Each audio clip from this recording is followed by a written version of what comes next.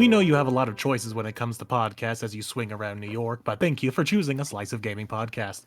This is Slice of Gaming podcast for October 20th, 2023, and we'd like to thank you for giving your slice of your time to a Slice of Gaming podcast. You can find us on YouTube, Spotify, Apple Podcasts, Pocket Casts, Amazon Music, Google Podcasts, Rest in Peace, and Audible.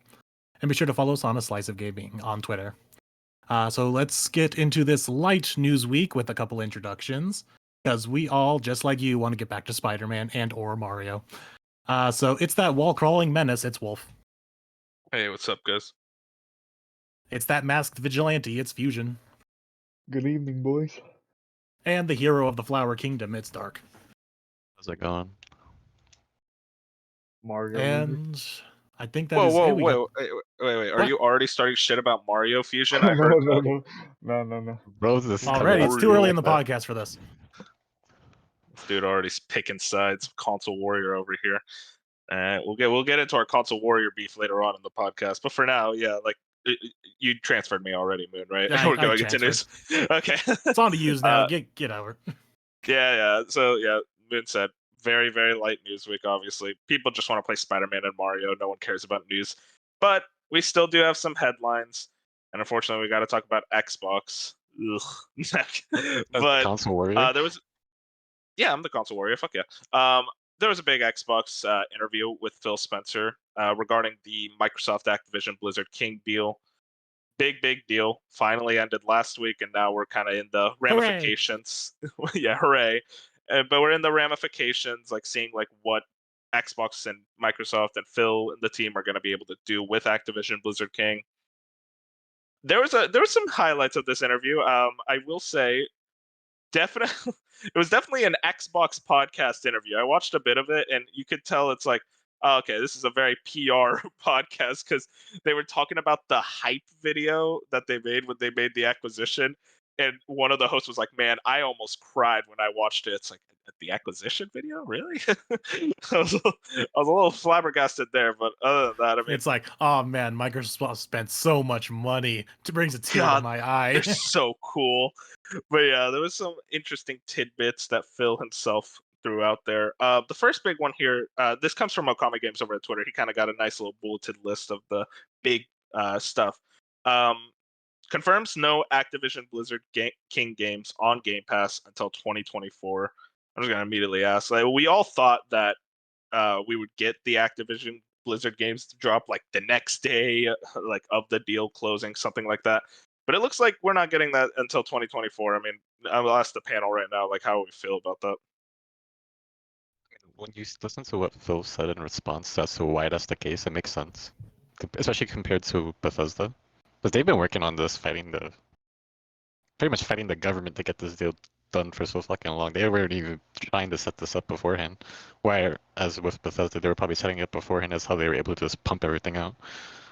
But even then, like, waiting to 2024 is around the corner, and they ain't even got shit besides like Diablo, and that game is dead right now. So everything else is old games. I just didn't want to spend $70 on Call of Duty again. So it would That's be not You nice just good. don't have to accomplish not that. spend $70 on Call of Duty next year. Just don't buy the game. If I can't. Yeah, that's fair. You're already Even stuck if in this cycle. They have access to your bank account directly. Even just if take they it out. were, let's say that they set this up beforehand and they had like this big drop of games, Call of Duty wouldn't have been there regardless because of the Sony contract until next year. Well, all I'll say is this is fucking bullshit. Phil, you're a hack. You're a scammer. No, I'm kidding. I don't know. That is kind of expected. I was surprised when everyone was saying like we would get the games like day one and everything. As soon as the deal passed, it's like, come on. I definitely got gaslit a little bit by people like, oh, there's going to be some Game Passes like Wave 1 like the weekend after. I don't know why I believed it, but like I didn't really think it through. So I don't know. Maybe I just wasn't paying attention. I just kind of believe, oh yeah, cool. We're going to get like a small wave of games, right? As like celebration that it went through. It's like, nope, nothing happened. People were talking about it's like, man, dude, Sony's fucked. You know, they got Spider-Man 2 coming out, and like Microsoft, they're gonna put Web of Shadows and like Yeah. Edge of Time on Game Pass. It's like, I don't know if that's a flex, y'all. But it wasn't. This is kind of expected. I mean, this is a much bigger deal in comparison to the Bethesda acquisitions, and obviously it took a lot longer. So it makes sense overall. The next thing here is goal is 100% parity for COD, no exclusive skins or DLC. This is pretty much stuff that like we know, including this quote. We have no goals of somehow trying to use COD to get you to buy an Xbox console. I mean, like It's kind of misleading. Phil very Not much for talked. cutting you off. Phil very much talked a lot about this, like leading up to the deal, like the 10-year exclusivity deal, which didn't actually go through, but like it seems like they definitely want to keep COD on PlayStation because that makes enough money for them on that console, and then they could retroactively, create exclusive deals for them on Xbox. I feel like Phil was kind of like misleading with that quote because the fact that it'd be on day one Game Pass. Yeah, you don't have the exclusive skins or with like the early beta access, but like day one Game Pass itself is a big enticing factor for Call of Duty in itself. Yeah, but they're saying here like they don't want you to buy an Xbox console for it. Like, I think I mean, yeah, but you also like like keep in mind Game Pass is like a big reason why people would do that if you Well, only no, play Call of Duty. Yeah, so pretty much what they're saying is we're not going to force it down your throat with a bunch of advertising and be like, only on Game Pass, get it day one. They're just going to be like, yeah, well, it's like, here's Game Pass, here's the next COD, it's going to be there. It's just like, it's not going to be like heavy-handed advertisement. During the next COD reveal, they're going to be in your face, day one Game Pass. Guarantee you this was going to happen. Well, yeah, because they're going to have to, because there's going to be a lot of people who don't pay attention to this kind of stuff. So they're going to want all those COD bros and the Madden bros to be like, whoa, wait, what? I can get COD day one? So they're obviously going to announce it like in the trailers, but they're not going to, I just don't feel like they're going to be like overabundance about it. They'd be like how I would do with everything else. Yeah. It's going to be, basically what they're saying is COD's not going to get special treatment, I guess. No, that's not shocking at all. And then like again, like this was very much stuff we knew about with COD, like feature parity and whatnot. Like I doubt that they would like say, but eventually, Call of Duty Black Ops 85, that's gonna be exclusive. Like I don't think they would do anything like that because it's just too much of a money printer, even on PlayStation. Yeah, it's like, and then might as well just put it on the console, reap all the money. Exactly. And this last bullet point here wants to make sure any old IP they revisit has a passionate team that wants to make a difference, not just for financial gain. What Phil's saying there is that they're not going back to old IPs, guys. I'm sorry, it's Jover. Because here's the thing: these new these studios, they don't, they're not like, oh man, we really want to make a new Hexen game. I don't think anyone's saying that, and I genuinely don't think that's going to be the case for Banjo or anything. It sucks because I wish they would fucking make these old IPs, relevant again and like utilize their old back catalog. But I don't know. I don't really have much faith that a team is going to have much passion to do it. They're just going to want to do new things, and probably said new things are not going to be good. Didn't Phil also come out and say that he's gonna go to each team individually and ask them what they want to work on? So hypothetically, let's say Toys for Bob, if they want to work on Banjo, and given like their resume, I don't see a situation where if they say they want to do it, Phil will be like, nah, you're not gonna be able to. How many of those teams don't are gonna know. come back to Phil and be like, we want to make a live service game? None, Yeah, but who wants hopefully. to make a live service game? Nobody wants to make a live service game. No one's like, man, we have a. Well, that's the thing is though, Phil's probably going to reject most of those because probably they're going to say we want to make a live service game, and then Phil's going to go over and go, we have COD, we don't need one. Exactly. We have Redfall. We're good, guys. Yeah, let's go Redfall. I don't know. I don't have much faith that like we're gonna get much of those old IPs again. I would have more faith if Phil said, "Oh, we're gonna force these developers to make these old IPs." I'm like, "Fuck yeah, dude! Force them to. Fuck it. Fuck what they want. I don't care." I don't They've know. been forced to I feel make Call of Duty for the last 2 decades. They can be forced to make something Xbox else. has so Exactly. many fucking IPs and shit. Like even with all like the purchases, and not even just Activision, there's a lot that these devs might want to work on. Who knows what they grew up with and want to. The Get problem, me Dante's Inferno too. well, the big True, problem though. is that like we see what happens when they're allowed to work on what they want to work on with like what was that game by Rare? That like artsy game. It was like something not Rare Spirit artsy Fair. game. No, it was like the Rareware game that was like kind of like very artistic. They revealed it in 2019. I forget what it was The called. game that's not out yet? Everwild. Oh yeah. I'm sorry, say again, man. Everwild. Everwild, that's it. I mean, look at Oh, Everwild. the game that like, doesn't exist. yeah, exactly. It's like that is a game. It's like it's a passion project for us, and it just doesn't exist. It's like I don't know. Like I feel like there needs to be some overhead of saying like, okay, you guys can work on what you want to, but you need to make sure you meet deadlines and whatnot, because we can't stand for He's just also a gonna see game what being they're in working development on. hell. Well, yeah, of course. I don't know.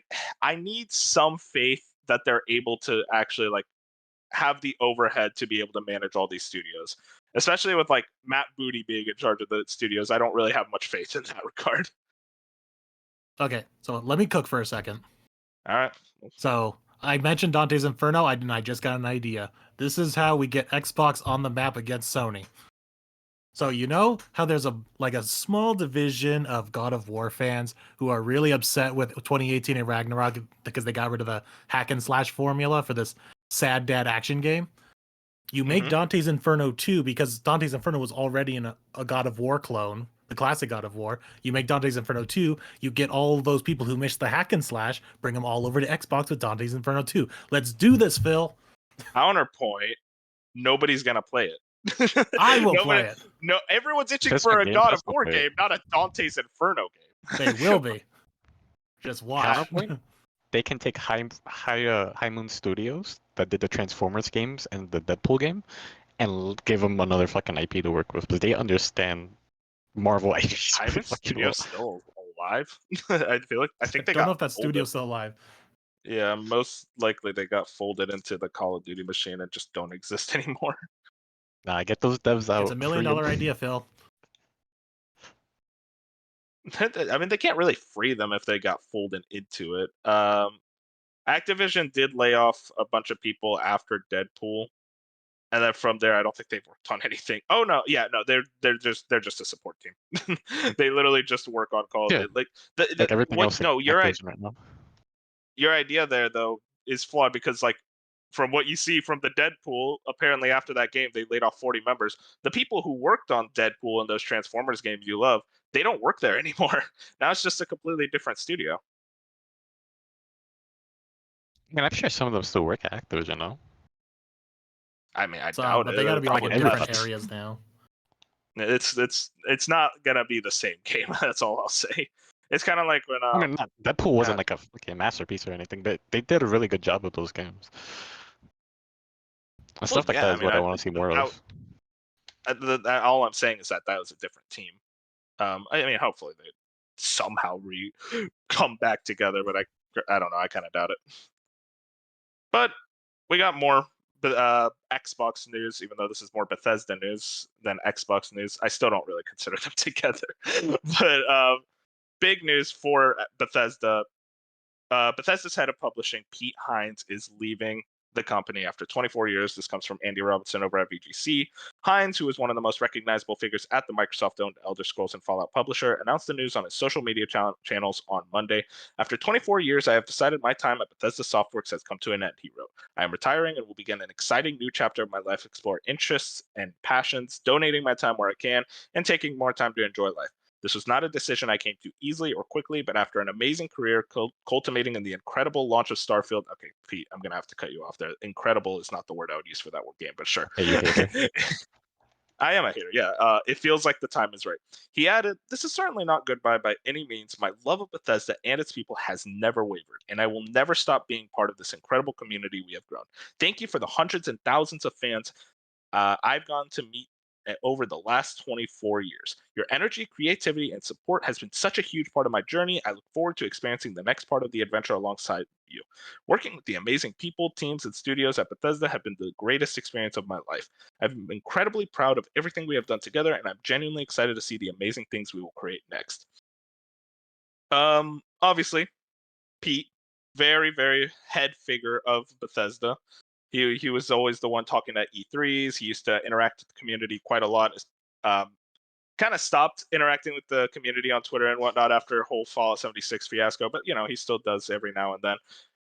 He was definitely a center figurehead of Bethesda, that whole like publishing label and just all those games in general. And I grew my own fondness for Pete through those E3 press conferences. So like, yeah, it'll suck to see him go, but it seems like this was a very like, he just decided now is the time. He's around like 54 years old. He was the head of publishing, which we found out before the podcast that he literally got promoted to last year. So he literally got promoted and then said, never mind. But he's walking off with probably enough money to retire and live the rest of his life in peace.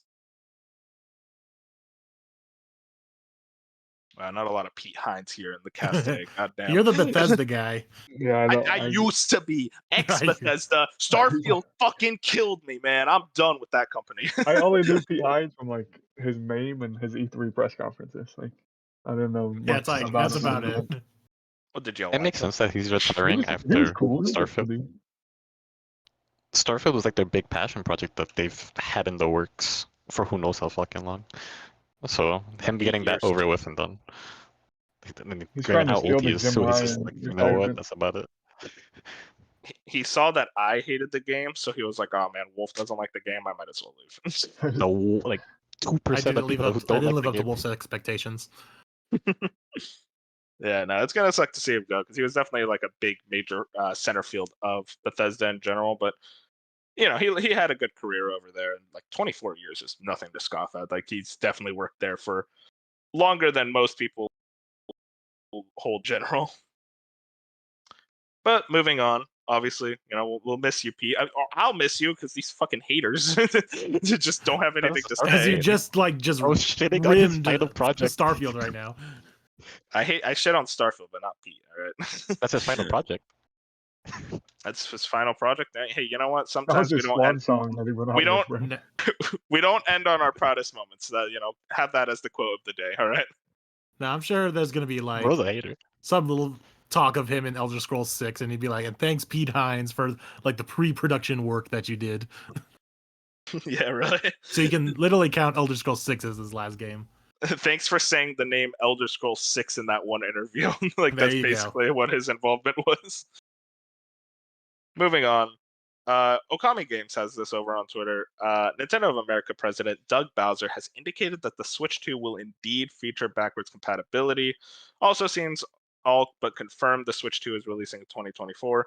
Our goal is to minimize the dip you typically see in the last year of one cycle and the beginning of another. The Nintendo account is a strong basis for having that communication as we make the transition. So obviously there were a lot of rumors, a lot of like theories that the Switch 2 wouldn't have backwards compatibility. A lot of non-answers from Nintendo as they said, we'll think about it. But Doug Bowser basically just saying in some random interview, yeah, it's gonna have backwards compatibility, like just confirming that the Switch 2 exists even. Then giving that next year like kind of launch window, like not confirming it, not saying like it's next year, but like at this point, I think we can all agree that it's next year. Now we just sit back and wait. And the waiting starts. It's already started though. But there I also never seems to be understood- like word that some people, I don't know if this has any merit to it. I didn't look far deep into it, but that people are also taking this as like some indication that there's going to be like a digital version only Switch 2. I don't know you where get that came from. this. That was a separate rumor. This wasn't in relation to this. There was a whole separate rumor that there would be 2 SKUs of the Switch 2, one more similar to the Lite where it's digital only. I don't really think that makes sense. I don't believe it. I mean, it could be a case. I mean, PlayStation and Xbox are both doing that. The switch to digital is kind of slowly approaching, but I doubt that like Nintendo would jump on that even for the Switch 2. I think you would have to wait another generation for them to even think of offering a digital only thing because they're a very slow company, as we could see throughout the years. I never understood the argument that it wouldn't have backwards compatibility. It would be suicide if they released the Switch 2 with backwards compatibility, given the lineup that the Switch has. I think you got to remember is that Yeah. Nintendo's a very stupid company. It's like, if you not The paid only attention to reason multiple rants I've said on this podcast. The only reason we didn't have it with the Wii U is because the Wii U sold like shit. And it was a No, the completely like, reason- different jump. Yeah, the only reason with the Wii U was that it was a different medium. It went from disc to cartridge. Yeah. So like in that regard, it was just like Nintendo's normally they pretty can't good at really this. like. Yeah, that was an understandable situation. I mean, the Wii was backwards compatible with the GameCube. The Wii U was backwards compatible with the Wii. No, the Wii U was backwards compatible with the Wii. The GameCube wasn't backwards compatible with the N64. So there you go. That's Tragic. one. That's one The strike. 3DS with the old DS games. Yeah, but not GBA. So hey, that's another strike towards Nintendo. But I don't know. I think Wait, the pretty much over. DS had it back then, but not the 3DS. The Yeah, like, DS that was Lite too did. far back. the DS and the DS Lite, but then the DSi got rid of the backwards compatibility. I'm saying all this, and Fusion's just like sitting here dumbfounded, like, what the fuck are they even talking about? Really, like, I don't know how you could simply remember all these DS names and Game Boy names. Like, they made 100 of them. You How do you don't? just Because remember I was No. there. Nope. No, True. bro. No, it's the Game Boy, the Game Boy Color, the Game Boy Light, the Game Boy Advance, the Game Boy Advance SP, the Game Boy Advance Micro, the DS, the DS Lite, the DSi, the DSi XL, the 3DS, the 3DS XL, the 2DS, the 2DS XL, Fuck, the new Nintendo 3DS, the holy new shit. Nintendo, the new Nintendo 3DS, no, the new Nintendo 2DS XL. See, easy. I own one of those handhelds. Out of the 20 you named, I only own one. So I forgot I about think the Micro. The Micro is fucking awesome. That thing is comfy. But yeah, God bless Nintendo and just the fact that we were like, I wonder if they'll do backwards compatibility. It was just like a weird fear because it's like there's a chance. But yeah, it's good to know that like it very much is the case. Next story. Like a Dragon Gaiden will not feature an English dub at launch. As highlighted on Twitter by voice actor Yong Ye, the English dub of the upcoming game will be added in a post-release patch. There currently isn't a release date for the English language voice pack. At launch, the game will be playable only in Japanese with English subtitles.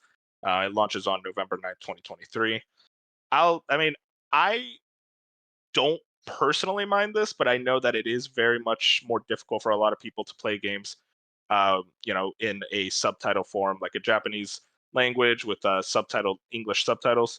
I can deal with it, but I do personally prefer a dub in English and whatnot. Moon, I know you said specifically you were going to wait for this. Well, that's just because of so many other games and whatnot. And this game isn't particularly high on my hype list. But yeah, might as well just wait for the English version as well. It is But interesting.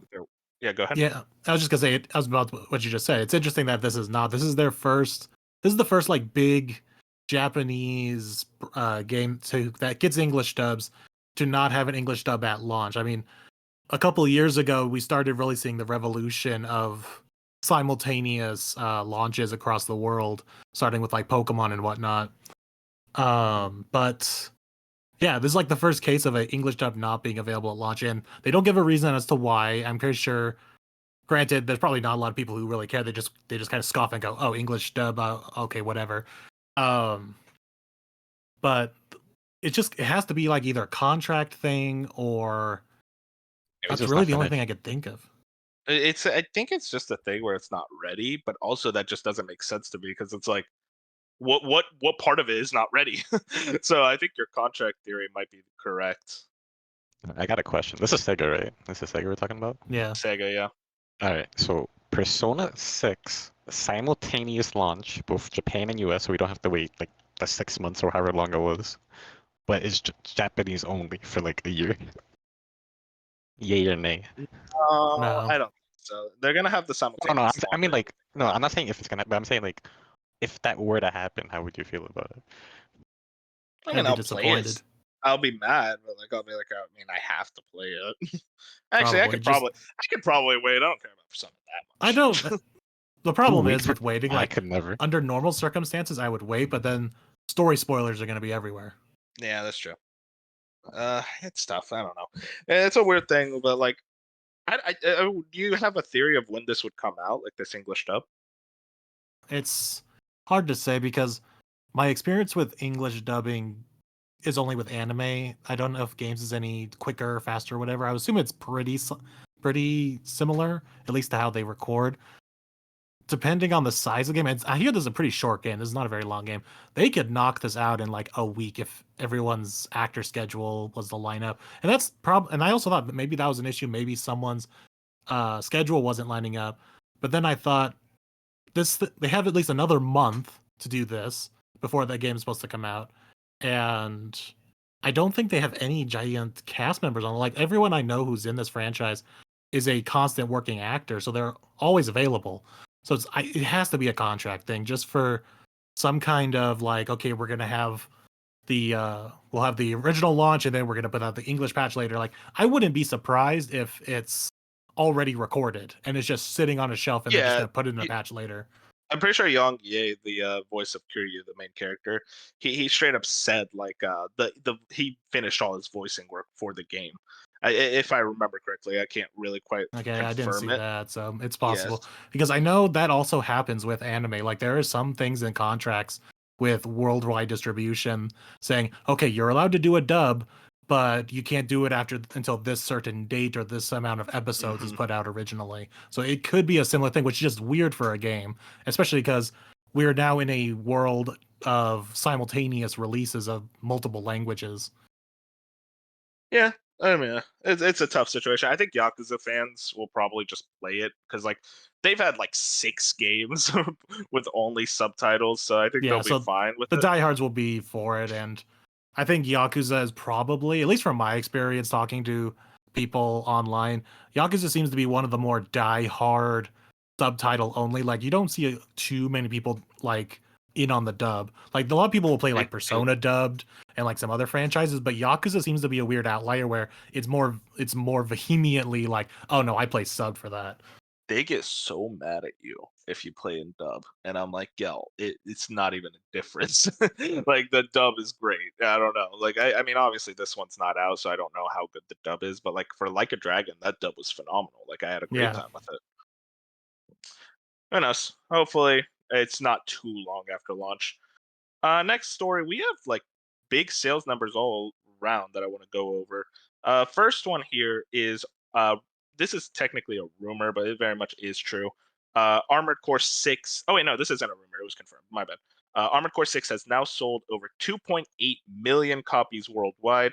Mr. Ryo Shimokawa, Armored Core 6 has sold 2.8 million copies worldwide, and then it sold 1.3 million in September. So it shows that they definitely had its legs. Not just in September, but like late August, and then obviously going into October. Fusion very much was talking a lot about how Armored Core 6 would not review very highly and not sell well. So eat your words. I don't remember saying that for one, but I will say Yeah, you did. I'm impressed by this number. There was Yeah. no way in my mind I was like, oh, Armored Core selling 3 million copies. Like there's just, but I guess from software, like the name just carries. Like it just straight up carries. Not saying the game's bad. It's just like this is usually like a genre that I don't see many people jump into, like mech game. And I'm like, to see 3 million like that quick already is pretty impressive. I'll tell you right now, if Armored Core 6 was the exact same game, nothing changed about it, but it didn't have the From Software logo on it, I would not have bought it day one. I listen, okay, I'm Fanboy biased. alert. Yeah, of course I'm a fan. Bro, they keep making 10 out of 10 games and I'm not a fanboy? Like, come on. But yeah, it is, like Fusion said, it is very exciting that the fact that it sold 2.8 million in a very like niche genre. Mech games do not do well. So that is pretty good just in looking at it. Next sales story. This comes from friend of the show, Nooble. Minecraft sales surpassed 300 million copies. The last number was by Mojang in 238 million back in April of 2021. 300 million. So Yeah, it's that's not just the best-selling game. It is the best-selling game by over 100 million because I think second place is GTA 5 with around like 175 million. It's Does more. Minecraft. I I feel don't like know this what else game to gets. expect. It's like it sells like 1 million copies a week. Like, That's the only way. Kids are crazy, bro. That's the thing is though, there's like a new 12-year-old like every week, so it makes sense. It's Every a good day. game. It deserves it. It deserves to sell 300 million. Yeah, it's a great game. But I wish Mojang was a bit better with how they do Oh updates. yes, But other than that, like it is a good game. they have Also, not there's been like good. Paper 3 Servants copies too are has a because really of me. They haven't been good since like 2014. Like they were Yeah. updating. It just has been so, and they They're have like no communication with the community. Like I don't know how Minecraft still does as good as it does because I feel They're like sticking Mojang to because just this mob doesn't kids. vote. speak. Yeah, Well, the mob vote Do that you comes out guys every do 3 you know the months or situation whatever. about that and like why it's such a big deal? I heard there was we some already know, controversy, yeah. but I didn't look into it. So it's It not was really, I literally wouldn't call it controversy, but so Minecraft does this thing where they have a mob vote. So they put out 3 or 4 mobs. They show you like the mobs and what they do, and then the community has to pick one that gets added to the game. The whole reason people are upset is like, why don't you just add all of them? You have all these cool ideas, and people are forced to pick one out of all these ideas. That's a lot of It- Yeah, work. they could just add No, animation. it is really funny because it's like they literally, I think it was Opera GX made like a meme version of it where it's like, gold golem, fire witch, and then poop fish, and like it shows that poop fish always wins because it's like, oh, that's funny, I'm gonna choose poop fish. Those weirdos on Twitter that just choose the funny option instead of the actual cool mobs that would be a great addition into the game. But what happened was that they literally modded the game and put all three of those with custom models and everything before the mob vote even like finished, and it showed like you can do all three. It's very easy. Oh, yeah, I don't. that's a different story if PC like they've modding already community is like crazy. they've made them and like have put them in the game. It'd be different if like they were like you were voting on like concept art. Like this is as much as we got about this mob. It's like it's just No, a concept like, art they're page. But the nearly fact that they finished. modeled all of them, Yeah. It's a weird thing where it's like it kind of just shows like I don't. From what I've seen, the reason that it's so slow is because there's so many SKUs of Minecraft. They are still updating to this day. They're upgrading. They're updating like Java Edition and the actual retail version of the game at the same time, which is leading to updates being a lot slower because they have to like also support the mobile edition. I think they still update that one to It be still concurrent exists. as well. I'm Probably pretty like- sure, yeah. probably like the 3DS version. Did you guys, speaking of which, did you guys see what, like the new stuff that they announced? You want me to get into that? But I paid attention because I was bored. All I know is they're adding an armadillo. Yeah, they're adding an armadillo. So they introduced like this challenger. I don't know where the hell you find that. I think it's like a replacement for strongholds. But you find this armored room. I don't think you can break or anything, but it's like a bunch of trials that you do. For what, I have no idea. But that's what all the hype was about. Fucking trials. Hey, Minecraft's dope, bro. Don't hate on it. I'm gonna I hate like on. Minecraft, but like, people are Well, waiting don't so hate long on- for this, and it's just like, okay. I Don't don't think hate that on even more hype for Minecraft. trials. Don't hate on Minecraft. Hate on Mojang because like what's going on over there, y'all? Because like They this could is have the made like a new fucking realm or some shit, like the different Nether or something. Instead, they give us this. it's weird as hell. I know Aether Realm is like a fucking big meme in the You know how many community and people whatnot. want that? It would be Yeah, awesome. and like that's ever gonna happen. But near the end of our like sales roundup, Liza P, Fusion's favorite game that totally didn't give him a hernia, sold 1 million copies. Which I'll just say right now, this comes from Nubo over on Twitter, by the way, friend of the show.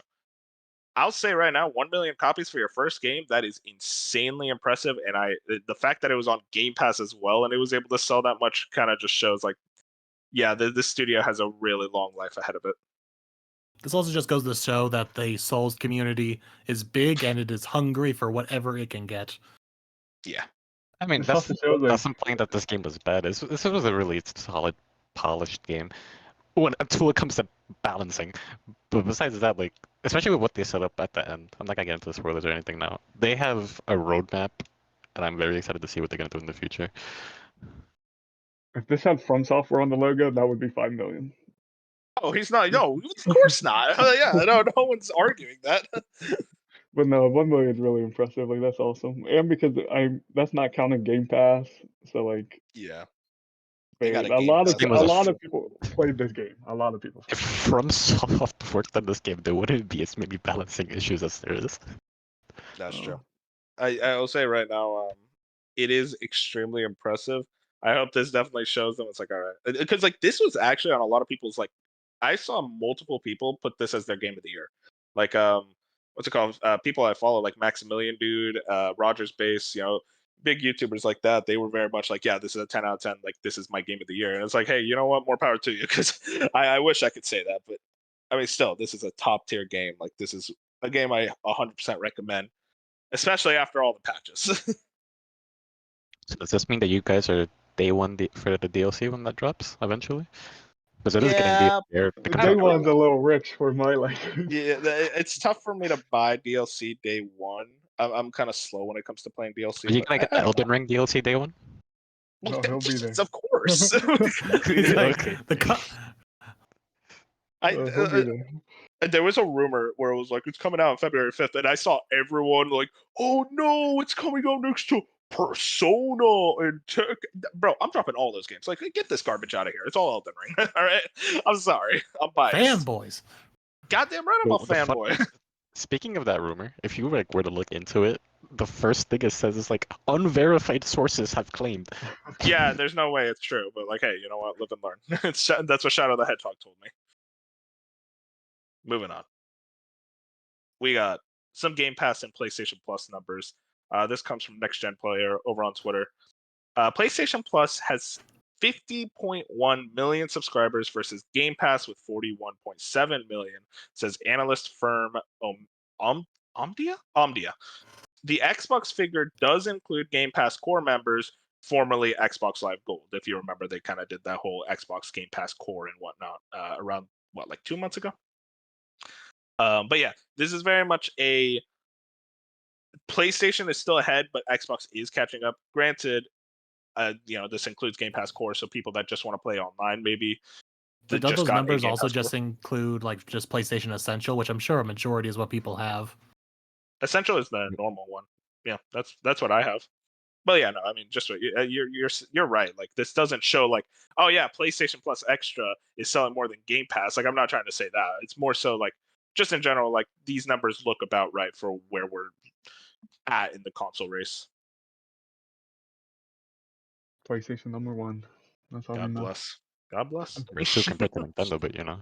Game Pass. Compared to Nintendo, what Nintendo got? All right. Nintendo just has Animal Crossing. Boring ass. Moving on. We got one last story. Again, this was a very short news story, and this was more of a like speculative news story. This is from Shinobi over on Twitter. PlayStation will be under more pressure to make major acquisitions now, analysts believe. Stay active in mergers and acquisitions. Anticipate further investments. Include a large acquisition. Expect Sony to leverage film, TV, music, games to bolster cross entertainment. So obviously, this is just like how a lot of industry analysts are looking at it and how they view what PlayStation's going to do next. But I kind of just want to pose a question for the panel. More just like, what is PlayStation's response to the ABK deal? Like, how do they bounce back? Do they make an acquisition? Fusion, you're the big PlayStation guy. I want to ask you first and foremost. Yeah, I went back and forth honestly, because like I feel like Sony can just get away with still just buying small dev teams, like buying the Havens, buying the whoever else they got, like just the small studios where they don't have to go get a publisher. But at some point, if they don't get a publisher, there will be no publisher left for them to get. Like I don't think Xbox that'll or someone's gonna do. Like, there's no way Xbox is done. I just have no belief that Xbox is done looking because they just want everyone. I truly believe that. So it's like, and if Disney's going to get involved with the rumors about Disney and like looking at EA, like at some it's point not just Sony, Xbox. Like it's not gonna be just other Xbox. companies. Apple, like there's no like Apple could jump into the console space. Like there's no way to know right now, so Sony has to do like get ahead on something. And I think it's a rumor. I don't think there's any, and it's been rumors for months and years at this point. But Take-Two makes the most sense for Sony. They're not, but no, I knew I'm you were not gonna saying say they're gonna that. get it. I'm not saying they're gonna get it. I'm just saying, Okay. if you're sitting me down in a Sony press conference room and they're like, okay, Xbox got Activision, who do we get? That has to be their first choice. I'm not saying they're going to get it, but it has to be their first choice. Okay, so Who else is counterpoint. even closer to 2K? Why would 2K sell? That's the current thing. Is that you're looking at what companies yeah, my company that has GTA 6, GTA 5. I mean, you're looking right now like which companies are wanting to sell. I mean, I assume Ubisoft is actually close to wanting to sell, especially after everything that happened last year. They're kind of in that position where it would be nicer for them to sell, but like, would they sell to a PlayStation? Would PlayStation want them? Because that is because it's like, oh hey PlayStation, you bought us. Now you get Tom Clancy and Far Cry, and you also have to manage studios from all around the world. I guess when I say buy 2K, I think in the vein of the Bungie deal. Okay, so like kind of like a joint acquisition. More like that, where it's just like you're going to be under us, so we can use you as like, oh, you're part of the PlayStation family, like use the nice code wording for it, but like, and get the more value for GTA 6 and the 2K games and NBA and all that, like Bungie will be in Destiny for PlayStation. It wouldn't be like an outright takeover like Xbox is with Activision. The question Gotta- is like, do they have enough money to buy them? Yes, They can get a yes. loan. If They they have really enough, want to, they don't. but They don't. But they they can have get enough, but it would be close. Yeah, that's the problem. It's a why don't risk. I got a different idea. What if they just like get Embracer and fix it? No, I feel Embracer's like Embracer that's would too big. cost more than 2K. Yeah, that's you're Or asking them Take to Two. that's from Koch Media, which is like a No, bigger no, I mean media like not group. Embracer, like not as a whole. I mean like because Embracer like they're falling apart right now. You What could if you just steal like some studios from salvage? them. Yeah, that's what I mean. Like start taking shit from them. But that's my point. I think Like PlayStation is just going to get studios. They're going to continue. Maybe they'll get bigger studios. Maybe they'll go for like more of the true, like not publishers, but Remedy. close enough. Yeah, like remedies, like companies where you're like, okay, they have a lot of games under their belt and they're big studios. You know what I mean? Like things Mhm. like a Larian, they would never happen, but like something like that where it's just like we're getting those type of studios to come over because we can't afford a giant publisher or a giant publisher doesn't want to get bought. I could see a Larian, honestly. I think there is some bit of like weird, like because like all the issues with like how the Series S version was, so like technically BG3 was console exclusive, like not technically, but like just by like it was an exclusive for a few months. The Xbox version still isn't out yet, I don't think, but for a little bit it was technically console exclusive. I think PlayStation could use someone that doesn't make a sad dad game, but a third person over the shoulder action adventure. If they could get something like a Larian and get some good turn based RPG in their portfolio. Especially to think, tackle what Xbox is doing, because they're leaning hard into RPGs right now. Yeah, I still think CD Projekt Red's their best bet, like their best actual get. I don't see it as honestly, I don't think that'll ever happen. I don't think After what I'm not saying Sony it's did going to with happen. I'm just saying Cyberpunk. personally, I think that's the I one you could get. see that. I could Like kind of see that. you get an I don't entire see it. store interface on computer. Like Sony So wants to get more into PC. You get an entire, you get GOG. Like you get so much with CD Projekt Red. You get some of the best RPG devs in the world. Like you have a studio that is Calm now. down. I mean, they are. It is an actual fact. Like there's no way around You that. can't say fact. No, say it The as an Witcher opinion. 3 is in the top 10 sold video games of all time. They are one of the best RPG devs of all time. Like there's no. Jarvis, pull up the PS4 and Xbox One reviews for Cyberpunk 2077. There's no, just there's no Sony disputing it. getting CD Projekt I know Red what is you the mean. equivalent of Xbox getting Square Enix. It's not gonna happen. I'm not saying well. I'm just saying that's who they should get.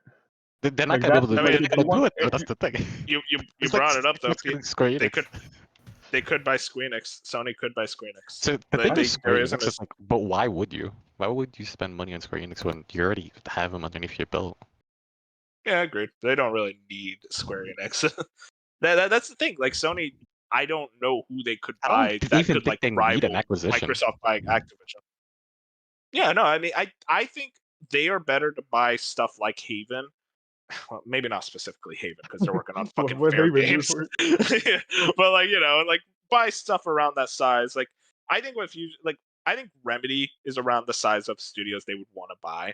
Whereas like okay, this is like a mid-sized studio, AA games.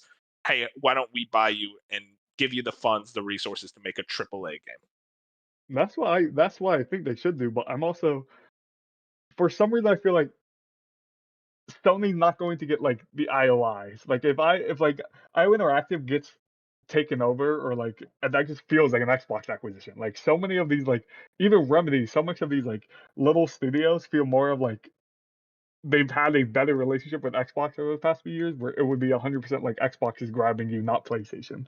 PlayStation seems like their strategy for a while has been we're going to grab the newest studio that we can. Like Haven was like brand new. They're like, let's pick it up. Or Fire Sprite and like the other Fire studio. Like they keep grabbing studios that have never made a video game. Like they just grab them out of nowhere and they're like, your first video game's gonna be on PlayStation. We don't know if it's gonna work out because we haven't seen anything from them yet. But it's like at some point, I don't know if that strategy is going to work out. And Xbox just has twice as many studios as you now, and like thousands and thousands of more employees than you. Like at some point, they're just going to be putting out games at a rapid pace that you can't keep up with. And if they start becoming quality games, it gets a little scary for the PlayStation side. Sony has been focusing like kind of like at the start of this generation, end of PS4 generation, they were focusing on like fostering the studios they had, like trying to like really elevate each one to a AAA like standard, kind of what they want to make out of each of those games.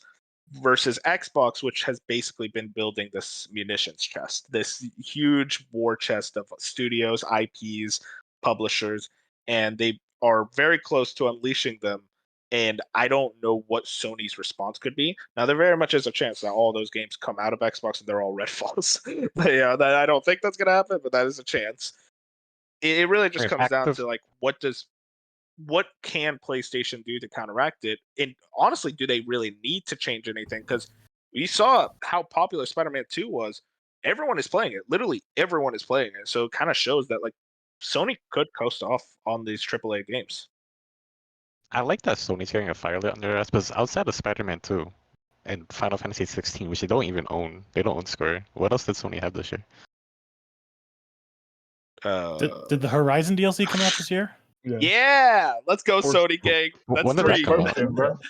I think it came out Like February. April. They came out April. That's the beginning of the year. They have a lot of stuff in between. I think Sony needs to start pumping out more stuff. In the more recent times, just start pumping out more stuff, and they'll be fine. If you can't do that, however, I don't know. But my counter argument is like I don't think this has really been like the biggest year for either publisher, because like you look at Xbox, it's like you got Redfall, and like yeah, they have Starfield, which is a big launch for a bad game, but still it's a big launch.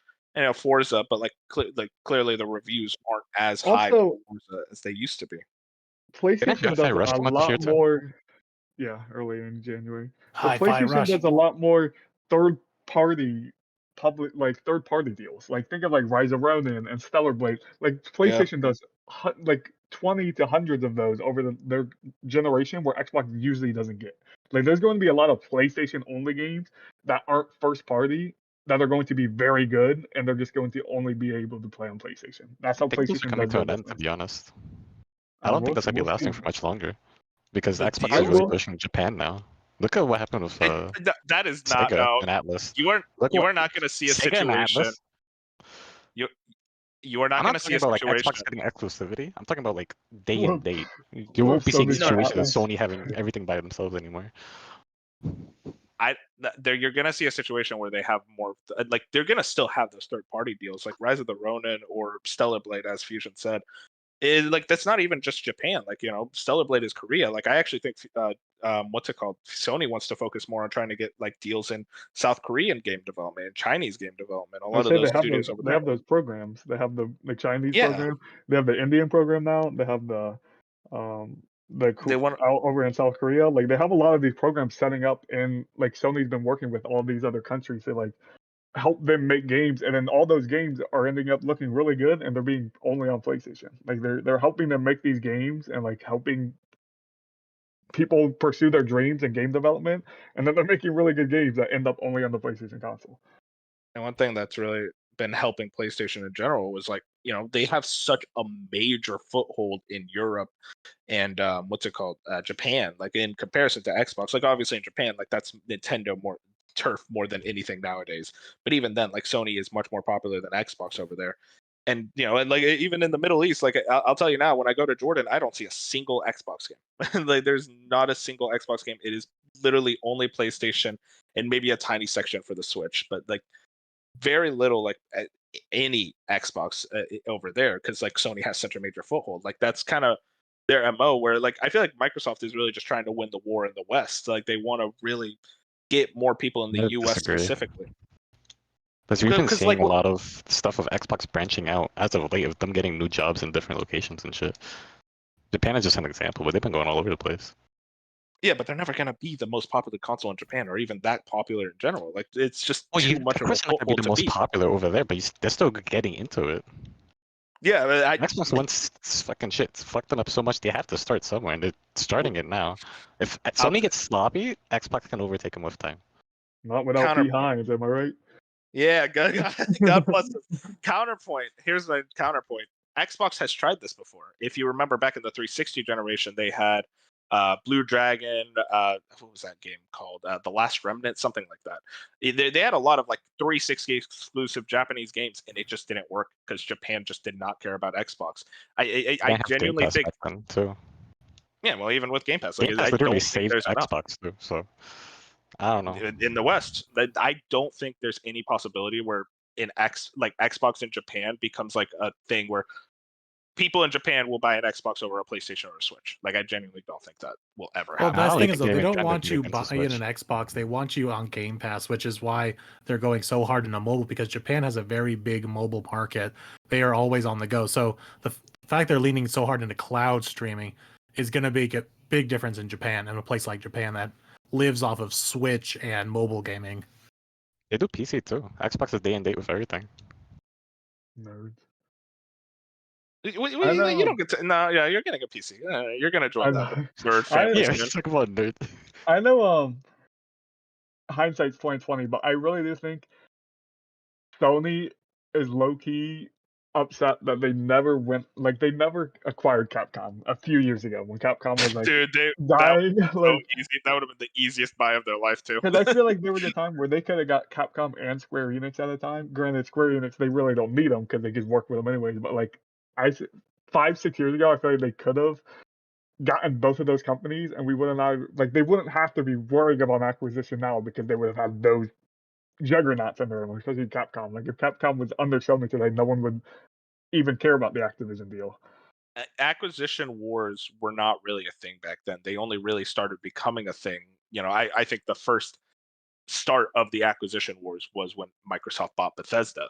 And that was kind of like the signaling of like everyone acquiring everyone. And It was when go ahead. I don't it really was think when Sony needs them Xbox came out at E3 and we're like, we're buying these studios. And like, Oh yeah, I remember when they announced they buying like Double Yeah. Fine and those other It was companies. when they announced that E3. That's when it was just like, okay, well, obviously this is some type of war that's about to happen because Yeah, of like Bethesda and like everything else. We knew they were being serious when they bought Bethesda. Like that was when it was like, okay, they really are trying to make a foothold. Like they do actually care about the Xbox brand. They are trying to make this a bigger thing. Yeah, I mean, just with them buying Activision alone, starting next year, they're gonna have Call of Duty every single year. That's already one game guaranteed every single year. On top of whatever else the fuck they're making. Interesting Yeah, situation. that's like Ghostwire Tokyo I 2? don't. No. That's why I just don't think there's anything but Take-Two that I don't think will happen that PlayStation can possibly do to like affect that Activision deal. So like if you're PlayStation, just keep buying the smaller guys because at the end of the day, those smaller guys are probably going to make really, really good video games, and that's all PlayStation gamers care about. We just care about the video game. We don't care about like the Game Pass equivalent or any of that. Just like keep letting us have really good first party video games, and we're happy. So like that just seems like what PlayStation should do because there's nothing they can possibly do to like be on the Activision level other than GTA, and it's just like that seems impossible. I have like this is very anecdotal, but like I have a few friends that own a PS5, and literally all they play on it is like Madden, 2K, and Call of Duty every year. But then There's a with big Spider-Man, majority of people like that. yeah, exactly. But like Spider-Man 2 came out, and they were like, "Yo, dude, you ready?" Like, bro, I'm so excited for Spider-Man 2, and like that shows like even Spider-Man 2, and that's it. That same thing happened with God of War Ragnarok. It's like even these PlayStation exclusive games are on that level. They are getting closer to that level. Maybe not to the level of a 2K, Madden, or Call of Duty, but like they're like pretty much an inch below that in terms of popularity, especially with the PlayStation Nation. I do Yeah, because actually, like you think of like PlayStation Nation. That sounded so but fucking like weird. like I fucking TikTok love and it. like God of War Ragnarok like was all over TikTok at the time. Like these games are like PlayStation games are still the thing where it's like, okay, this is now an event for a few weeks. Like this is like everyone's going to play Spider-Man 2, not just your hardcore gamers. You're talking about your Madden gamers, your Call of Duty gamers are going to load up Spider-Man's also Spider-Man a 2 and play household this name game. too. I know, Yeah. just like God of War and just like a lot of the PlayStation studios. That's my point. Is like they're not really worried about the Activision deal. They should be more worried about other studios jumping in and acquiring things before they do. Like if there's a chance for, I'm not saying it will happen. Like say they had a chance to get Capcom and they never pulled the trigger, and then Disney comes along or someone crazy comes along and gets them, like Sony's going to be sitting there like, okay, we should have pulled the trigger when we could have, because now everyone around us, at some point, it just seems like everyone is going to like go somewhere, and if PlayStation gets none of it, which is there's a chance they don't get any of it, it's going to be really weird, and like I don't know what happens at that point. Apple by Sony. I mean, what else is there to do? PlayStation buys Nintendo. There it is.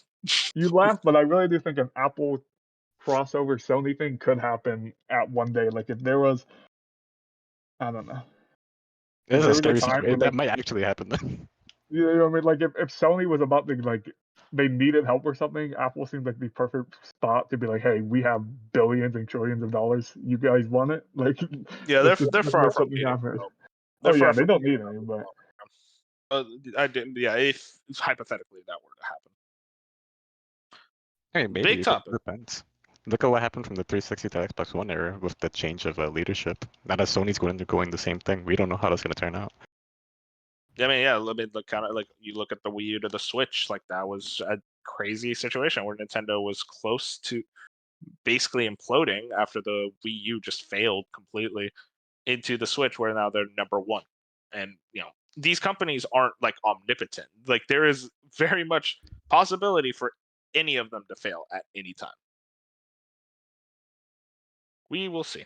There's a lot to be looking forward to in terms of the console wars. my last question: Yeah, go for does it. Sony, for everyone here, to make a vote, yes or no, does Sony make a big acquisition in 2024?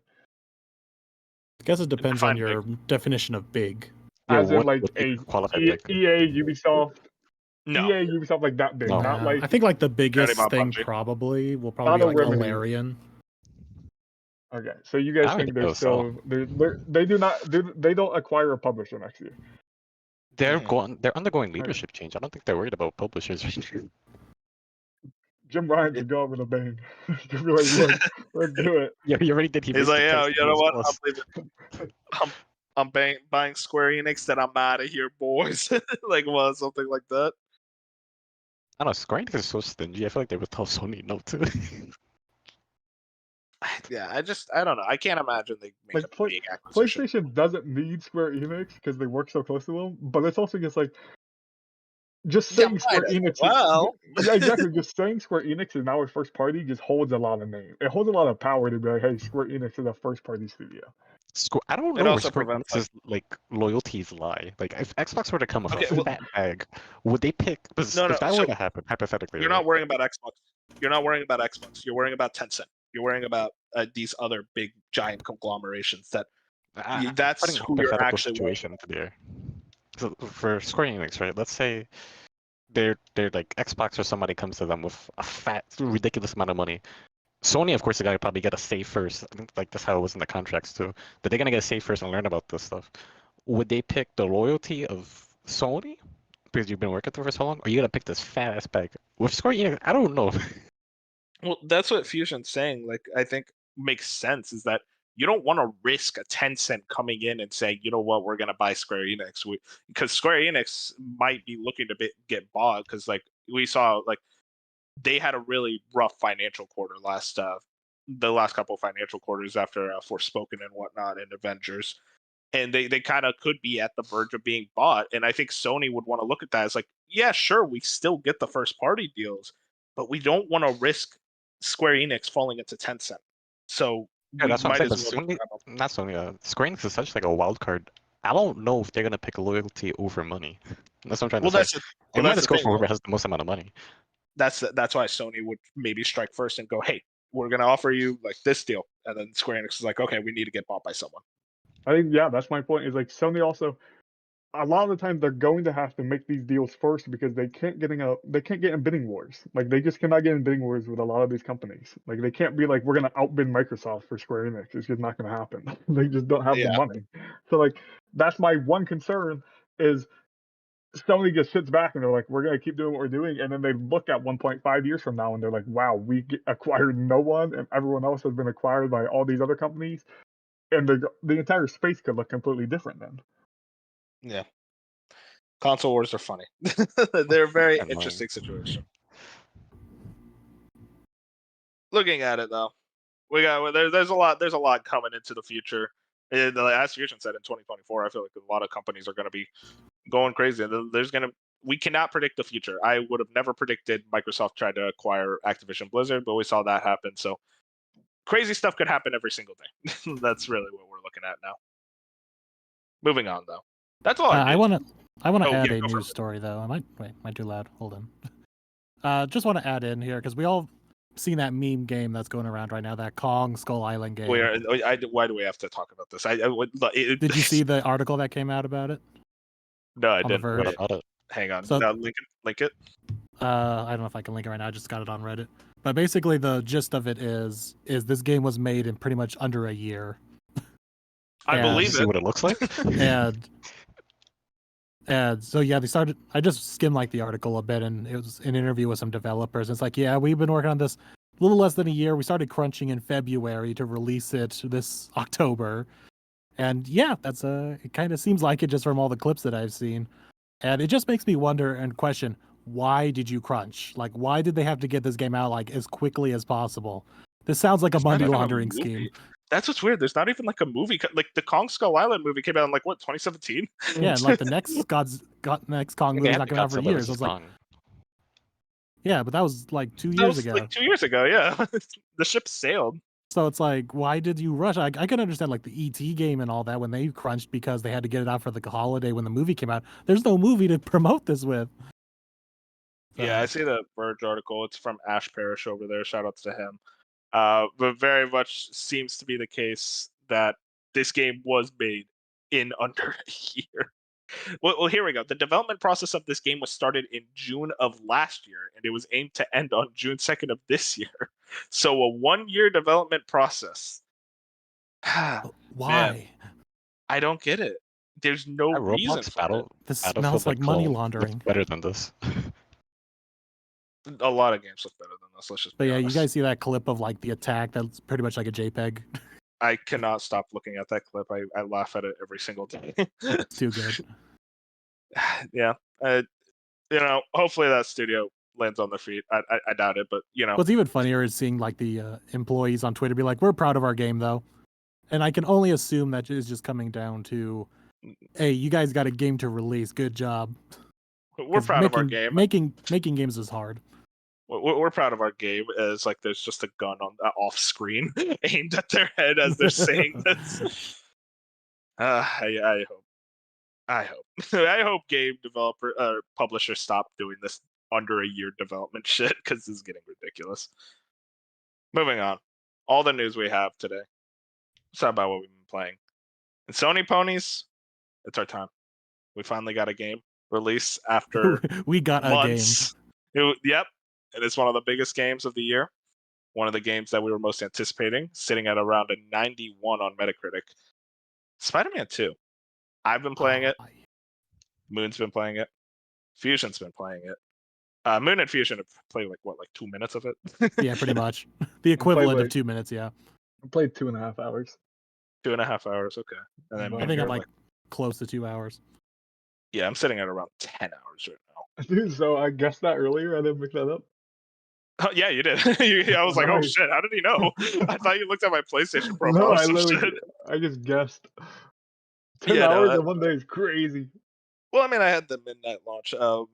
So like I played it for 3 hours the night before, so 7 hours today. Yeah, I that's pretty much what I respect it. did. I picked it up at 9 o'clock, got home around 9:45, installed it for about an hour. So maybe I really only had played like an hour, hour and a half, because then I had to go to sleep because it was like 12:30 at night. And then I came home today and had to record a podcast, so I haven't been able to play yet. That I'm not even joking. That hour-long install was kind of my moment of like, maybe a digital future is for the best. Right? I did think about it. Bench got into our heads. But then I I- quit me. It was like, fuck no, never mind. Yeah, but I felt that way when I was waiting. I had to wait till 5 p.m. for the game to come from Amazon. Oh my god. And I was like, if I just had digital, I could have played before I had to do all my errands. Like, but it it was one of those doesn't matter. things- Physical future, baby. And then The I same was thing also, with like Mario too, because I bought Mario, but I just got the notification yesterday that it's not going to be here until Monday. Oh my god. and I have Yeah. 3 pretty Insomniac cases that all say launch editions because Miles Morales launch edition, Rift Apart launch edition and now Spider-Man 2. They all have launch edition on it. So it's like I would not have had that if it was digital. Aren't you proud of that? Exactly. Exactly. I'm I'd proud be of proud it. of that. Yeah, fuck yeah.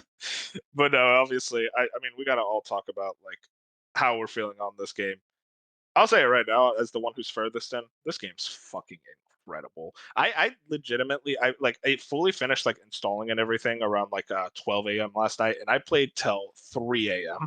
Like just like trying to stop myself from playing, but I'm like, no, I need to keep playing more Spider-Man, more and more Spider-Man, and then I was basically tossing and turning in my bed, just thinking about playing more until 5 a.m. I didn't get a lot of sleep tonight. All right, so sorry if I sound a little bit tired. He was thinking about but those 19 inches of Venom. 19 inches of Venom, man. Yeah, no, everything about this game is pretty much exactly what I wanted it to be. It is just more Spider-Man 2018. And a lot of people will say, "Oh, well, where's the innovation?" It's like I don't think there needs to be that much innovation. Like this is an iterative sequel, and there's nothing wrong with an iterative sequel if the original is just as good.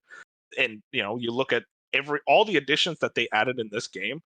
We talked about like kind of like jokingly on like the meal prep about the swing speed, like, oh, that's a weird bullet point, and like Fusion brought up, it's like, yeah, replaying 2018, like that game did feel slow to swing in, and it's like, dude, I feel it now because like, goddamn, you swing fast in this game. Like it feels like you are genuinely swinging throughout the city way quicker than you did in 2018. And they even added a way to like go even faster because you have that dive function now that like picks up Yeah. speed.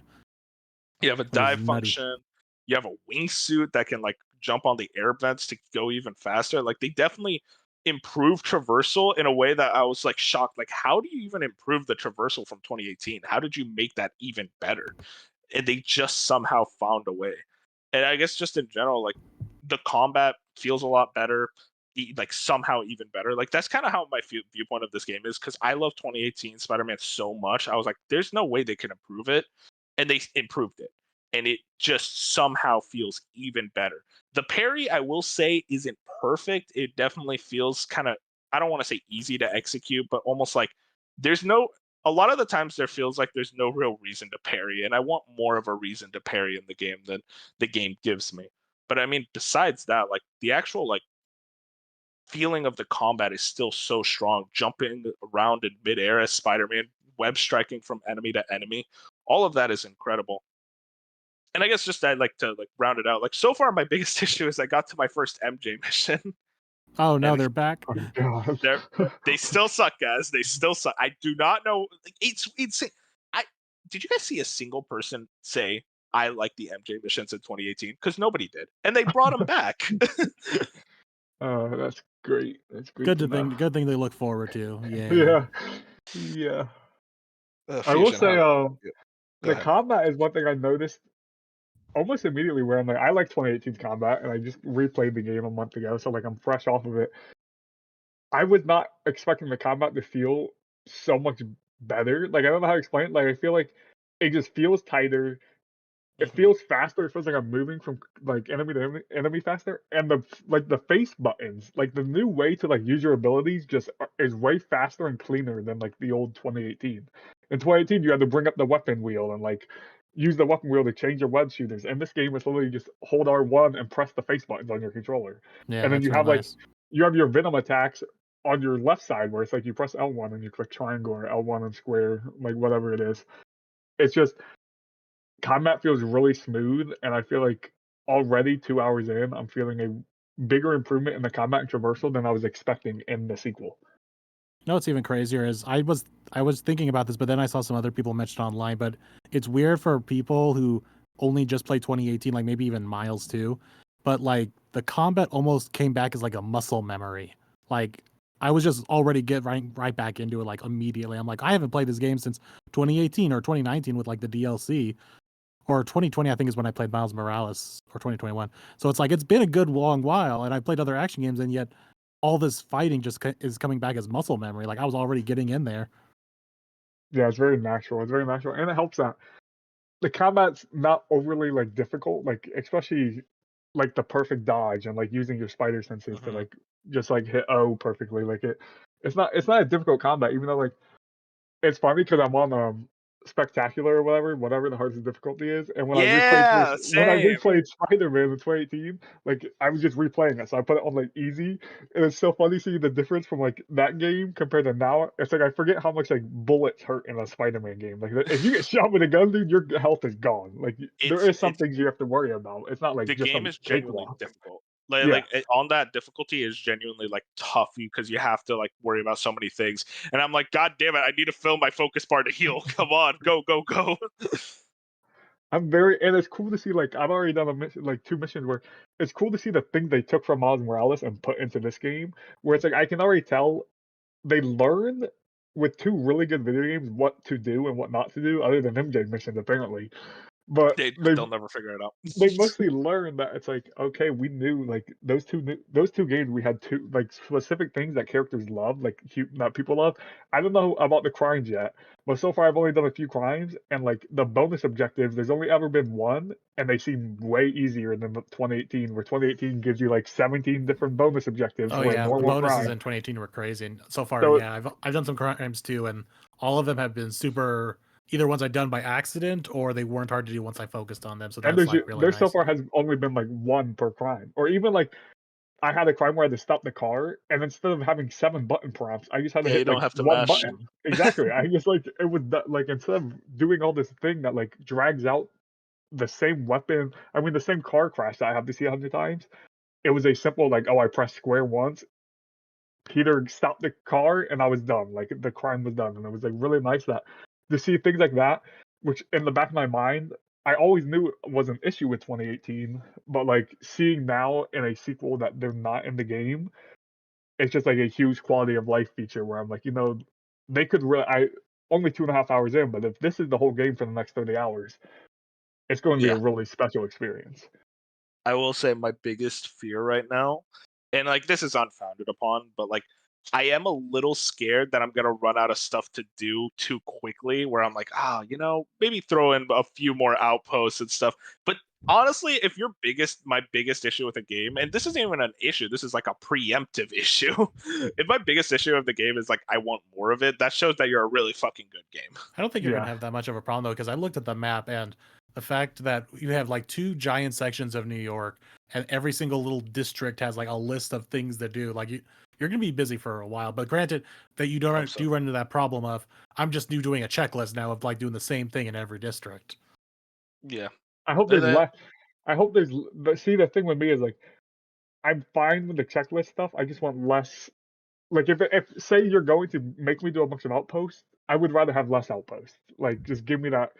Instead of 20 outposts, give me 10. Like, I'm that type of player where it's just like I would rather have 10 really good outposts than Yeah. 20 okay outposts. I guess like I want more variety. Like give me outposts, spider drones, like different stuff to do other than just like the same old stuff. But again, it's just like I'm playing this game. I'm like, bro, I'm ready for DLC, and I'm only 10 hours in, and it's like it shows like this is just like I want to live in this world, bro. I felt like halfway through this or like playing it today where I'm like, man, maybe I should replay 2018 again. Like I just want to always play Spider-Man. Dude, That's all I low want to key, do. I'm 2 hours in and I was feeling that DLC comment already. I was like, dude, I want just more of these characters. I'm already Same. carried in, and like I love this world that Insomniac has built. They're just like, it's like the Insomniac like Spider Verse is just so good. They're so good at like doing what they're doing. And I won't say anything about like spoilers or anything, but I will say right now the story kind of took an interesting direction where I'm like, I understand now what the main theme of the story is, what the writers are going for, and that gets me really excited to see how they conclude upon those themes by the end of the story. Because like that's something I'm a really big fan of when writing is like, what is the theme and how do you like incorporate that theme throughout the story? And I think there's a really interesting theme that they're going for with this game. Also, pressing X on the menu and then going straight into a cutscene like God, dude, God of War games are does. so good. Like they learned, dude. They learned from God of War 2018 that year, where you just click X and I was immediately you flabbergasted. touch into the cutscene. I'm like, yep. That like if your game starts off like that, it's a banger. Like it's a 10 out of 10. That's all you need, honestly. Agreed. I mean, do you guys have any more thoughts on Spider-Man? Like, obviously, you both are really early in the game. Yeah, I'm sure it's I just Performance want to is play more. amazing. Yeah, I want to play more in performance. I'm very like we already knew how good Insomniac was at making their games playable and playable in 100 different options. I am blown away that I can load onto my PlayStation 5 and play this game at 120 FPS at a smooth It's frame rate the entire insane. time. How And did the they game make it looks look good. so easy? How did they make it look so easy in comparison to all these devs who are like, oh, we can't make it 60 FPS at launch. We can't get a performance mode at launch. And meanwhile, Insomniac's just like, oh yeah, there's a 60 FPS, there's 120 FPS, there's 60 with ray tracing, 40 FPS. And it's like, how are you doing this? I don't understand. Yeah, they're masters at what they do. That's that was Yes, my whole thing with I know they're different games, but that was my whole thing with Starfield and Todd being 30 FPS. I No, could not believe it. Yeah. if Insomniac can do what they do every single time they release a video game, a Bethesda can do some other stuff. It's just you can't tell me you can't do it backed by Microsoft. Figure it out. You could literally playing Starfield. I'm like, there is no part of this that feels like it needed to be 30 FPS. You couldn't get it. You really couldn't figure it out. And no word of a patch yet, but hey, you know what? Redfall did eventually get a 60 FPS, so hopefully. I don't want to come off as too much of a Sony pony, obviously. Hopefully things get better over there in that regard. But goddamn, this game just reminded me. It's I fucking love Insomniac. I just love Insomniac. I genuinely think they are one of the best developers in the industry. They're so good. To a level that I feel like other developers are look so insane. It almost feels like they're showing off at this point with what, this is their third game on PS5? God I think damn. they're fourth if you count Spider-Man Remastered, it's their fourth.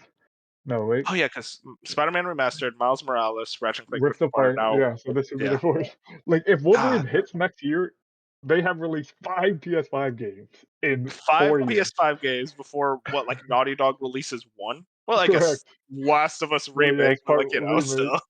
but yeah, literally 5 PS5 games. It's insane.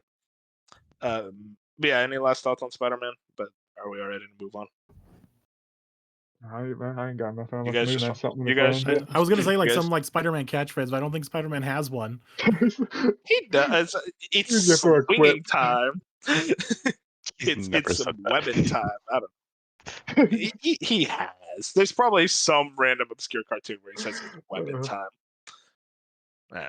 Well, another game that came out today that I've been playing was Super Mario Brothers Wonder. I have not played as much as I wanted to. I got about most of the way through World 1.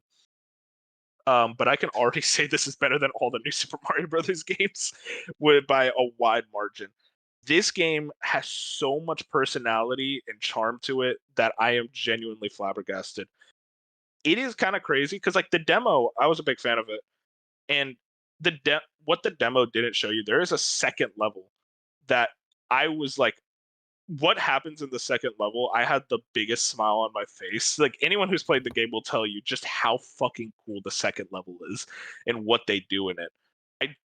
I don't know how Nintendo is still able to make me smile and have so much fun with their games even today.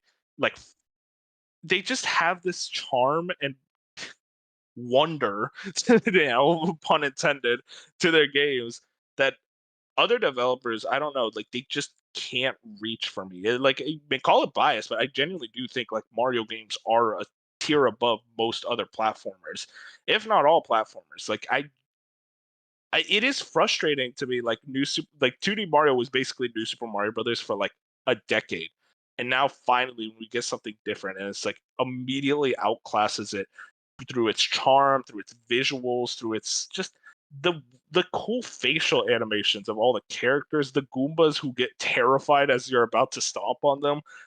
There's things like that where it's you don't need to do that, but they do it because they're yeah, we want to add personality to this game that felt so lacking in the other games.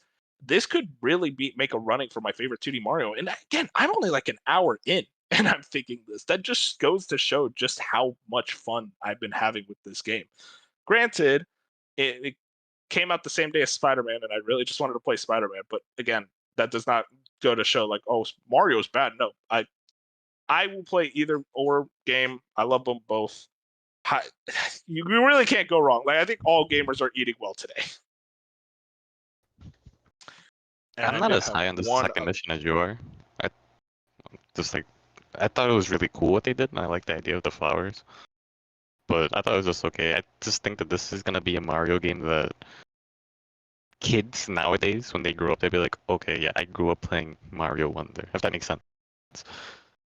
Well, I'm not a kid and I didn't grow up with it. I don't know. Oh, I'm I'm not having talking more about fun you. with this than any. Well, I don't know. You're saying okay. But I also, real quick, I also beat Paper Mario, the N64 Paper Mario. And I honestly, I just reminded me, it's like, God, dude, what are modern JRPGs doing? How the fuck have not all JRPGs done what Paper Mario has done? There is just a weird level of charm to Paper Mario that I feel like all other JRPGs are so struggling to reach for me. I don't know. I guess it's called bias, but like I genuinely think Paper Mario is a tier above a lot of JRPG franchises in terms of its charm, even its combat. I love the actual like gameplay inputs of like pressing A to attack as you actually attacking an enemy, creating this active time battle system that works really well. And also just like the actual characters, the world, the story. It is a lot of Mario with the charm, the comedy, and the comedy is very strong. I don't think this game is anywhere near as good as Thousand Year Door, but that's just an unfair bar because Thousand Year Door is like one of the greatest games ever made. But I do think Paper Mario overall, like N64, I'm glad to finally have beaten it, and I had the time of my life playing it, and it definitely helped me like make the wait for Spider-Man and Mario Wonder a lot better. But that's everything in relation to me. Moon, you've got one other game before other than Spider-Man. Yeah, I finally finished Azure. It took a lot longer than I was hoping, as I thought I was like in the final stretch, like Monday night. I'm like, oh yeah, cool. I'm gonna have like a full week to either just watch stuff or maybe play like a small game like Cocoon before Spider-Man comes out. Nope. It's that's probably like my biggest complaint of the game is you get to the chapter 5, it's called the finale, but the finale That's goes not. on for like another 5-6 hours. When a game gets the finale, you're supposed to be like in the last like hour or two. So but it does the typical JRPG thing of it's just gauntlet after gauntlet of enemies and bosses. I think this game has like 5 to 6 major boss battles in that quote unquote finale chapter.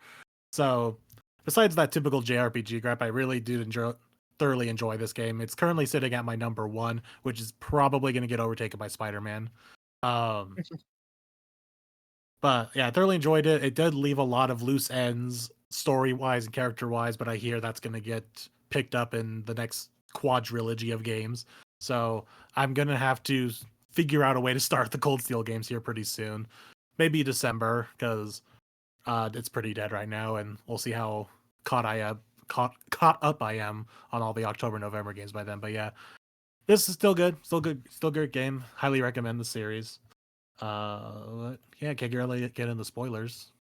Well, yeah, you're gonna have to wait for that one. Trails games, man, there's a lot of them. Jeez. Too many. What? Cold Steel's next? Yeah, Cold Steel 1. And there's 4 Cold Steel games that we found out last time was like 80 hours each. So that's possible. Yeah. Cold Steel 5 too. Yeah, there's also Reverie, which is basically Cold Steel 5. Okay. Well, It's even worse than you thought. But it is actually funny because I was bored that night because I finished Azure like finally like Wednesday night, but like early Wednesday night. So I'm like, okay, let me just pop in Cold Steel 1 just to see like, do they address anything? It's so jarring going from Azure to Cold Steel because you're so used to the Sky trilogy and the Zero and Azure games being this like cutie chibi little like player model characters with like character portraits, and then suddenly the Cold Steel 1 you got actual like early like PS3 model 3D models. It's like such a weird jump in just the presentation of the game, but then when you get into the combat it's even weirder because the camera in the older games was so much higher up off the battlefield where it actually did look more like a typical tactics game. But now since everyone's like a big full 3D model and the camera is somehow for some reason lower, like you made your models bigger, but you didn't bring the camera more up. So I'm constantly like adjusting the camera to be a little more up so I can see the battlefield with all the characters. So small gripe, but it is just jarring to go such a big leap. I can only imagine like witnessing that firsthand when these games were coming out. Oh yeah, I've seen some screenshots of Cold Steel 3, and there's like another big leap in graphics there. But that's just a graphics upgrade. This is like a style upgrade. You get it both style and graphically with Daybreak as well. Oh yeah, well, the Daybreak, yeah, they're changing a lot of things with that. So When Yeah. Paper Mario went from the N64 to Thousand Year Door, there was a big graphics upgrade there. Just they were saying. still paper though. No, they was paper, but like they actually utilized the paper mechanics more. Okay, that's the style of the game. Well, I'll know next year when I finally play Thousand Year Door. Yeah, you gotta play it. One of the greats. But I think that's everything that we've been playing. Think you're ready to round us off, man? Does Dark want to talk about what he's been playing? Nah, it's all He good. doesn't have anything. He didn't put shit. It's Whoever whatever. fucking uses the dock. Go ahead, man. Episode. The Fusion? Fusion's only all played the Spider-Man. You've only been playing Yeah. Spider-Man, right? Yep. Wait, Just a oh Spider no, you boy. played Artful Escape. We don't have to talk about it. We don't have to talk about that. Yo, Fusion's based for this. There's not a lot of gameplay in this video game. What do you know? No, there's just like there's nothing I can say to like convince anyone to play the Artful Escape other than just it's too like I think it took me 4.5 hours. Like if you want a platformer that's not a platformer, if you just want a kind of whimsical story that's An like experience. You want a game yeah, that's not a game. you want like I will say the level design and the level like the levels I was on and the art direction was like genuinely some of the best 2D art I've ever seen ever. Like it's just point blank period in a video game. But everything else around that was just kind of like meh, like a very just like When I'm it's a a video game, but it's more video than game. yes, like it's very Yeah. much like to the point, like more than any like it was just there wasn't even like choices, like 100% not really fun. like it's not like a Telltale game where you go in and do like choices and like change the story up. It was just like very much like it has a cool story that I won't spoil, but if anyone wants to play it, it's like 4.5 hours long. If you're bored enough to play it one day. Then when people said it was an experience more than a game, I was angry. I was like, "Do not fucking say that shit to me." Because basically, then it's just a movie. It's It like, why, basically like- it does feel like a movie. That's so. I'm mad. Don't you? Oh, Wolfsman, now we got to end the podcast. All right. Well, thank you for tuning in on probably one of our shorter episodes of A Slice of Gaming, because it is funny just how much the industry loves to be like, okay, yeah, both Mario and Spider-Man are coming out this week. Let's just not put out anything because it's going to get drowned out by talks and reviews of Spider-Man. So light week. Hopefully it picks up next week as we start heading into Halloween and the beginning of November, the crazy fall season of games and everything that comes along with that. Black Friday deals and all that. So I hope you guys enjoyed, and thank you for tuning in to A Slice of Gaming podcast. I've been your host, Moonlight150, and hope you all have a good night. Good night, gang. Good night. Play Spider-Man if you own a PS5. Even if you don't, buy a copy of it. True. Insomniac needs its small company.